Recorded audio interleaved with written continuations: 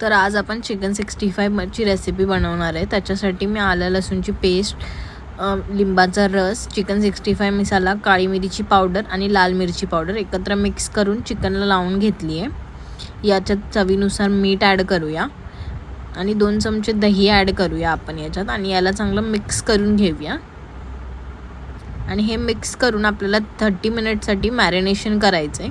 Marination करून झालं की आपल्याला याच्यामध्ये 3 चमचे कॉर्नफ्लोअर, 2 चमचे तांदळाचं पीठ आणि 1 अंड फोडून ॲड करायचं आहे।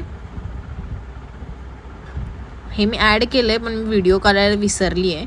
नंतर याला आपण 30 मिनिटसाठी ठेवून देऊ आणि गोल्डन ब्राउन होईपर्यंत आपण ह्याला फ्राय करून घेऊया।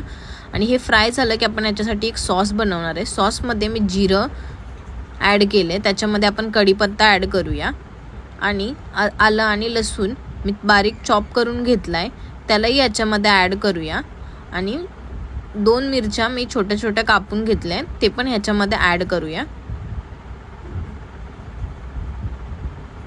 आणि हे सगळं ॲड करून झालं की ह्यातला 2 मिनटं परतवून घेऊ गोल्डन ब्राउन होईपर्यंत। आणि आपण याच्यामध्ये टॅमॅटो केचप, सोया सॉस आणि रेड चिली सॉस हे पेस्ट करून याची एक प्युरी करून घेऊया आणि तेही याच्यामध्ये ॲड करूया।